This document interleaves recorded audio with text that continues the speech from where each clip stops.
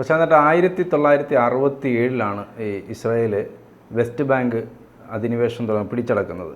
അവിടെ അധിനിവേശം ആരംഭിച്ചതിന് ശേഷം സൈനിക നടപടി ഒരേ സ്ഥലങ്ങളിൽ, അവിടെ ഇടയ്ക്കിടയ്ക്ക് സൈനിക നടപടിയൊക്കെ ഉണ്ടെങ്കിൽ പോലും ഒരേ സ്ഥലങ്ങളിൽ ഒരേ സമയത്ത് സൈനിക നടപടി ആരംഭിക്കുന്ന ഇസ്രായേൽ നടത്തുന്നത് ഇതാദ്യമായിട്ടാണ്. അതായത് വീട്ടിൽ കയറി അടിക്കുക എന്ന് നമ്മൾ മലയാളത്തിൽ പറയുന്നത് പോലെ ഇസ്രായേൽ രണ്ടും കൽപ്പിച്ച് തുനിഞ്ഞിറങ്ങിയിരിക്കുകയാണ്. അപ്പോൾ അങ്ങനെ തോന്നുന്നുണ്ടോ ഇസ്രായേലിൻ്റെ ഒരു നീക്കം? ഉറപ്പായിട്ടും 7-ാം തീയതിക്ക് ശേഷം, അന്ന് അവരെ ആക്രമിച്ച 7-ാം തീയതിക്ക് ശേഷം, ഒക്ടോബർ 7 7-ാം തീയതിക്ക് ശേഷം ഇതുവരെയുള്ള നീക്കങ്ങൾ മൊത്തം അങ്ങനെയാണ്. ഇപ്പം നമ്മൾ പല രാജ്യങ്ങൾ തമ്മിലുള്ള യുദ്ധങ്ങളും അങ്ങോട്ടും ഇങ്ങോട്ടും, ഇപ്പോൾ റഷ്യ തന്നെ അങ്ങോട്ടും ഇങ്ങോട്ടും യുദ്ധം, അല്ലെങ്കിൽ ഒരു സമയത്ത് ഈ റഷ്യ കയറി അടിക്കുന്നു, അടുത്ത സമയത്ത് തിരിച്ചടിക്കുന്നു, അങ്ങനെ ഒരു കാര്യം. പക്ഷേ ഇസ്രായേലിൻ്റെ ഭാഗത്തു നിന്ന് നോക്കുമ്പോൾ ഇസ്രായേലിന് ഒരു പരാജയം ഇല്ലാതെ മുന്നോട്ട് പോകുന്നു. നമ്മൾ മുൻ ടാക്കുകളിൽ പറഞ്ഞതുപോലെ ഇപ്പം ഹമാസ് ഒരു പരുവത്തിലായി. ഹമാസ് ചർച്ചയ്ക്ക് വരുന്നു, ആരാ വരുന്നതെന്ന് അറിയത്തില്ല, വരുന്നവൻ പറയുന്നു, ചർച്ച അലസി പോകുന്നു.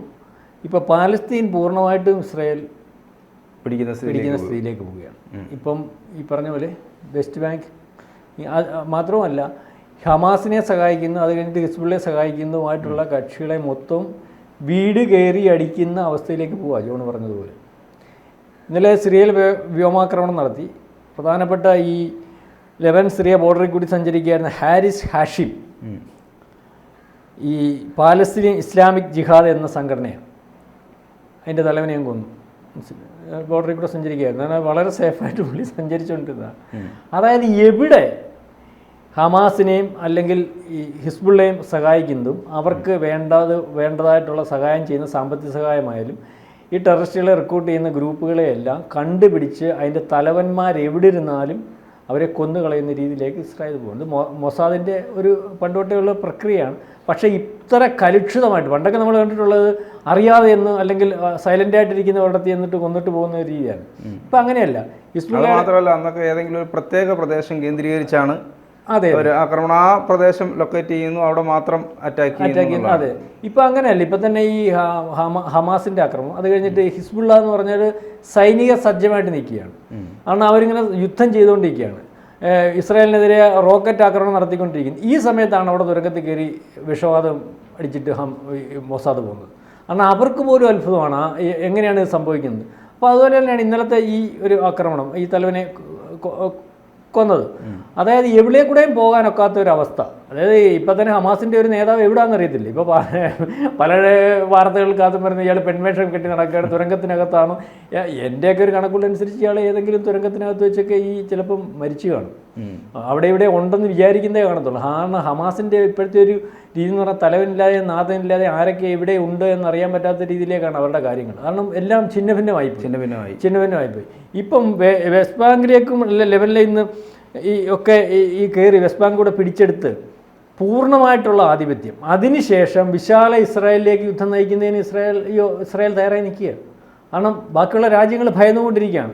കാരണം അവിടെ ഇവിടെയും ഈ ഹമാസിൻ്റെ കൂടെ അല്ലെ ഹിസ്ബുള്ള ഇപ്പോൾ സിറിയയിൽ നിന്ന് ആക്രമിക്കുന്നു, അല്ലെങ്കിൽ വേറെ രാജ്യത്തിൻ്റെ സഹായത്തോടു കൂടി ആക്രമിക്കുന്നു.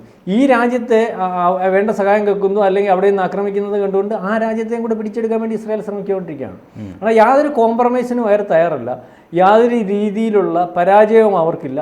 വേണ്ട രീതിയിലുള്ള എല്ലാ സംവിധാനത്തോടും കൂടി മുന്നോട്ട് പോകുന്നതാണ് നമുക്ക് കാണുവാൻ സാധിക്കുന്നത്.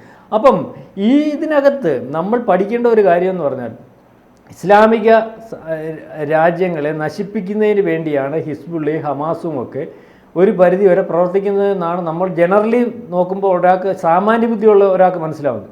കാരണം ഇത്രയും ആക്രമണം നടക്കുമ്പോൾ സ്വന്തം രാജ്യത്തെ സംരക്ഷിക്കുന്നതിന് വേണ്ടി തയ്യാറുള്ള അല്ലെങ്കിൽ അതിന് താല്പര്യമുള്ള നേതാക്കന്മാരാണ് ഹമാസിൻ്റെ ഹിസ്ബുള്ളയുടെയൊക്കെ ഉള്ളതെങ്കിൽ യുദ്ധം ഇത്രയായി വേണ്ട രീതിയിലുള്ള കോംപ്രമൈസ് ഒക്കെ ചെയ്ത് ബാക്കിയുള്ള ആൾക്കാരെ സംരക്ഷിച്ച് ആ ജനതയെ സംരക്ഷിച്ച് മുന്നോട്ട് പോകേണ്ടത്. ഇതിപ്പം അതൊന്നുമില്ലാതെ അവരവിടെ അമേരിക്കയിലും ലണ്ടനിലും മറ്റിടത്ത് മറിച്ചിടത്ത് ഇനി 1-2 നേതാക്കന്മാരുണ്ടെങ്കിൽ അവരവിടെ നിന്ന് വീണ്ടും യുദ്ധാഹ്വാനം നടത്തുകയും വീണ്ടും ആൾക്കാരെ വലിച്ചഴക്കുകയും ഈ ഇസ്രായേലിൻ്റെ താല്പര്യത്തിനനുസരിച്ചുള്ള സാഹചര്യം ഉരുത്തിരിപ്പിച്ച് കൊടുക്കുകയും ചെയ്യുന്ന ഒരു രീതിയാണ് കാണുന്നത്. ഇതിനകത്ത് യാതൊരു പ്രയോജനം ഉണ്ടാകുമെന്ന് എനിക്ക് തോന്നുന്നു. ഇത് മനസ്സിലാക്കുന്ന അറബി രാജ്യങ്ങളും ഇസ്ലാമിക രാജ്യങ്ങളും ഒക്കെ അതിൻ്റെ രീതിയിൽ അവർ പെരുമാറിക്കൊണ്ടിരിക്കുകയാണ്. അവരുടെ കാര്യം നോക്കി മുന്നോട്ട് പോകുന്ന ഒരു അവസ്ഥയിലാക്കാൻ അവർക്കൂടെ തലവേദനയാകുന്ന രീതിയിലേക്ക് ഇപ്പം ഇറാൻ ഒരു പരിധി വരെ ഒതുങ്ങി നിൽക്കുകയാണ്. ഒതുങ്ങി നിൽക്കുക എന്ന് പറഞ്ഞാൽ ഇറാൻ്റെ ഉദ്ദേശം എന്ന് പറഞ്ഞാൽ ഹിസ്ബുള്ളയെ വെച്ചിട്ട് യുദ്ധം ചെയ്യാമെന്നുള്ളതാണ്.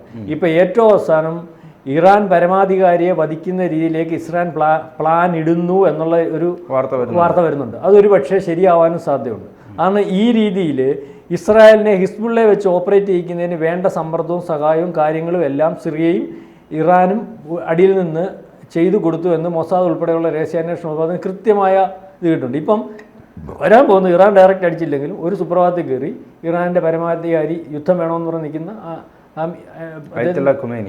ഖുമേനിയെ കയറി അടിക്കുകയോ ഖുമേനിയെ കയറി കൊല്ലുകയോ ഒക്കെ ചെയ്യും. കാരണം ആ രീതിയിലെ കാര്യങ്ങളും ആ രീതിയിലേക്കൊരു ഭയപ്പാടുണ്ടായിട്ടുണ്ട്. ഇറാൻ ആ രീതിയിലേക്ക് ഒരു അറ്റാക്ക് വരുന്ന ലോകരാജ്യങ്ങൾ ഉറ്റുനോക്കുന്നുണ്ട്. ഈ ഹമാസും രഹസ്യാന്വേഷണ വിഭാഗം അതിൻ്റെ തയ്യാറെടുപ്പുകൾ നടത്തുന്നതായിട്ടൊക്കെ ഉള്ളൊരു വിവരങ്ങളാണ് വരുന്നത്. അതിന് അതിവിദൂരമല്ലാതെ സംഭവിക്കാനാണ് സാധ്യത. ഏതായാലും ഇസ്രായേലിനോട് ഈ ഇടനിലക്കാരെ വെച്ച് യുദ്ധം നിർത്തി മുന്നോട്ട് പോയി ഇസ്രായേലിന് വഴങ്ങി മുന്നോട്ട് പോകുന്നത് തന്നെയായിരിക്കും ഹമാസിനും ഹിസ്ബുള്ളയ്ക്കും അല്ലെങ്കിൽ ബാക്കിയുള്ള പാലസ്തീൻ ജനതയ്ക്കും ഒക്കെ നല്ലതെന്നാണ് ഈ യുദ്ധത്തിൽ നിന്ന് പൊതുവേ നമുക്ക് മനസ്സിലാവുന്നത്. യുദ്ധം നിർത്തണം എന്നാണ് പറയുന്നത്. അതെ, യുദ്ധം നിർത്തണം.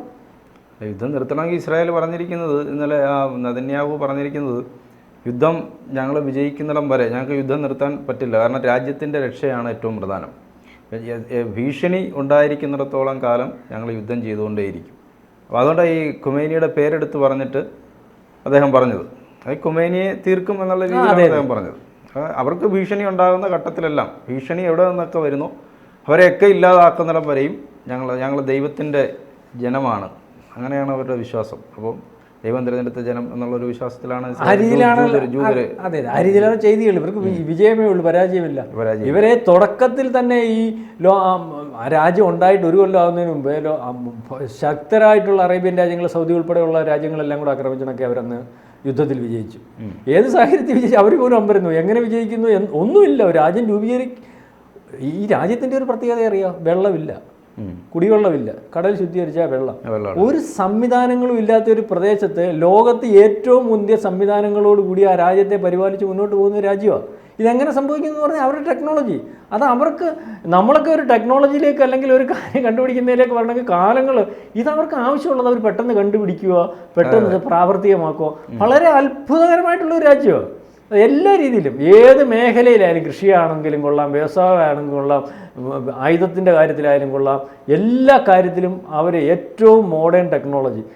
നമ്മളൊക്കെ ഒരു 2 ഏക്കർ 3 ഏക്കർ സ്ഥലത്ത് കൃഷി ചെയ്യുന്നത് ഇവരൊരു 10-40 അല്ലെങ്കിൽ 10-400 സ്ക്വയർ ഫീറ്റ് വീടിനകത്ത് കൃഷി ചെയ്യുമെന്നാണ് പറയുന്നത്. അതുപോലെ തേൻ ഉൽപ്പാദിപ്പിക്കുന്ന കാര്യത്തിൽ വിവിധ മേഖലകളിലും ഏറ്റവും മുന്തിയ രീതിയിലുള്ള ഉൽപ്പാദനവും വ്യവസായവും ടെക്നോളജികളും ലോകത്തെ മൊത്തം നിയന്ത്രിക്കുന്ന രീതിയിലുള്ള ആൾക്കാരും, എല്ലാ ലോകത്തിൻ്റെയും നെറുകയിൽ ഏറ്റവും കീൻ പോസ്റ്റ് വഹിക്കുന്നതെല്ലാം ജൂതന്മാരും. അതുകൊണ്ടാണല്ലോ ഇവർ വെല്ലുവിളിച്ചു കഴിഞ്ഞാൽ ലോകത്തെ എത്ര വലിയ രാജ്യമാണെന്ന് പറഞ്ഞാൽ ആ രാജ്യത്തിനൊന്നും തിരിച്ച് മറുപടി പറയാനോ അവരോട് ചെറുത്ത് നിൽക്കാനും പറ്റാത്തതാണ്. കാരണം ഇവരുടെ ഒരു രീതി എന്ന് പറയുന്നത്, ഇവർ ഏത് രാജ്യത്തിരുന്നാലും അവർക്ക് അവരുടെ രാജ്യത്തോടും ആ ജൂതന്മാരോടും ഉള്ള ഒരു കണക്ഷൻ എന്ന് പറഞ്ഞാൽ വൈകാരികമായ കണക്ഷൻ. അത് കഴിഞ്ഞിട്ടേ അവർക്ക് എന്തും ഉള്ളൂ, അത് കഴിഞ്ഞിട്ട് അവർക്ക് മറ്റും. അപ്പം അവരുടെ താല്പര്യങ്ങൾ, മൊത്തത്തിലുള്ള താല്പര്യങ്ങൾ സംരക്ഷിച്ച് അവർ മുന്നോട്ട് പോകത്തുള്ളൂ. അപ്പോൾ അതുകൊണ്ട് തന്നെ ഭയം. കാരണം അമേരിക്ക ഉൾപ്പെടെ, റഷ്യ ഉൾപ്പെടെ, അല്ലെങ്കിൽ ലോകത്തിലെ എല്ലാ യൂറോപ്യൻ രാജ്യങ്ങളോ, ഇന്ത്യ, അല്ലെങ്കിൽ പല മേഖല നമ്മളറിയത്തില്ല. നമ്മൾ വിചാരിക്കും പക്ഷേ ചിലപ്പോൾ ആ പോസ്റ്റിലിരിക്കുന്ന ആൾ യൂതനായിരിക്കും. അപ്പോൾ അവരുടെ താല്പര്യങ്ങൾ, അല്ലെങ്കിൽ അവരില്ലെങ്കിൽ ആ രാജ്യങ്ങളുടെ താല്പര്യങ്ങൾ ആ രാജ്യം തന്നെ പെട്ടുപോകുന്ന അല്ലെങ്കിൽ ഇല്ലായ്മയാക്കി പോകുന്ന രീതിയിലേക്കാണ് ജൂതൻ ലോകത്ത് വ്യാപിച്ചിരിക്കുന്നത്. വളരെ തുച്ഛമായ എണ്ണമാണ് ഇവരുള്ളത് ജൂതൻ. പക്ഷേ ലോകം നിയന്ത്രിക്കുന്ന അവരാണ്. അവർ ലോകം മൊത്തം നിയന്ത്രിക്കുന്ന ഒരു അവസ്ഥയിലേക്കാണ് പോകുന്നത്.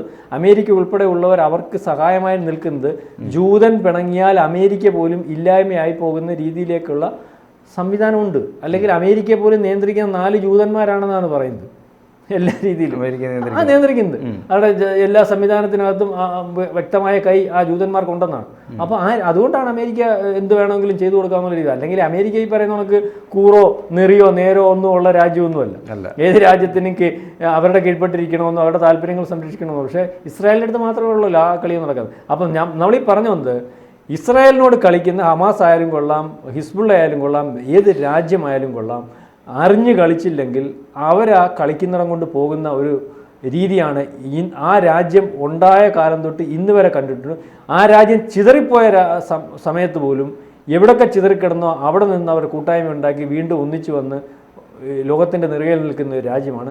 അപ്പോൾ ലോക സമാധാനത്തിന് വേണ്ടി ആരെങ്കിലുമൊക്കെ ശ്രമിക്കുന്നുണ്ടെങ്കിൽ ഇസ്രായേലുമായിട്ട് പൊരുത്തപ്പെട്ട് യുദ്ധം അവരാഗ്രഹിക്കുന്ന രീതിയിൽ നിർത്തിവെച്ച് മുന്നോട്ട് പോകുന്നതായിരിക്കും എല്ലാവർക്കും നന്ദി.